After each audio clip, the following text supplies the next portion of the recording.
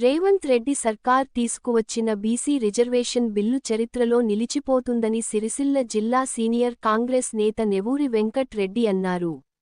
బంజారాహిల్స్లోని MLA కాలనీలో ఆయన విలేకరుల సమావేశంలో మాట్లాడారు. ఈ ఆర్డినెన్స్ వల్ల రాబోయే స్థానిక సంస్థల ఎన్నికల్లో బీసీలకు రాజకీయంగా మంచి అవకాశాలు లభిస్తాయి అని బీసీలంతా కాంగ్రెస్ పార్టీకి రుణపడి ఉంటారని ఆయన తెలిపారు. రిజర్వేషన్ల గురించి అంటే రాష్ట్ర ప్రభుత్వం గౌరవనీయులు మన యనమల రేవంత్ రెడ్డి గారు, మన ప్రియతమ ముఖ్యమంత్రి వర్యులు, అట్లాగే పిసిసి చీఫ్ మహేష్ కుమార్ గౌడ్ గారు వారు తీసుకున్న నిర్ణయం అనేది నిజానికి కూడా రాష్ట్ర చరిత్రలోనే ఇది లిఖించదగ్గ విషయం. ఎందుకంటే మా ప్రియతమ నాయకుడు రాహుల్ గాంధీ గారు ఈ బీసీల రిజర్వేషన్ ప్రక్రియ తీసుకురావడం అనేది నిజానికి తెలంగాణ రాష్ట్రంలోనే బీసీలకు 42% అనేది ఇవ్వడం అనేది నిజానికి గర్వించదగ్గ విషయం.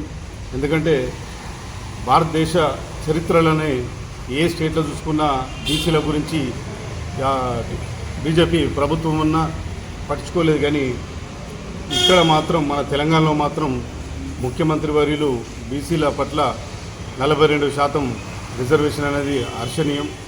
అదేవిధంగా 10 సంవత్సరాలు బీఆర్ఎస్ ప్రభుత్వం నడిపి రాష్ట్రాన్ని ఇంత దోచుకున్నారో అందరికీ తెలిసిన విషయమే.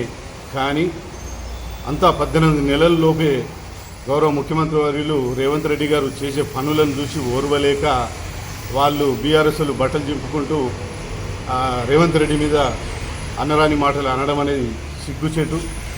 ఎందుకంటే ఇది ఒక చరిత్ర. రేపు రాబోయే ఎలక్షన్లలో కూడా బీసీలు సర్పంచులు కావచ్చు, జెడ్పీటీసీలు, ఎంపీపీలు, అదేవిధంగా అన్ని రకాలుగా 42% అనేది నిజానికి బీసీలు అనేది మరవలేని ఈ రిజర్వేషన్ ప్రక్రియ మరవలేని విధంగా బీసీల గుండెల్లో రేవంత్ రెడ్డి గారు చిరస్థాయిగా నిలిచిపోతాడని తెలియజేస్తూ, అదేవిధంగా నేను ఒక చిన్న సూచన చేయదలుచుకున్నా.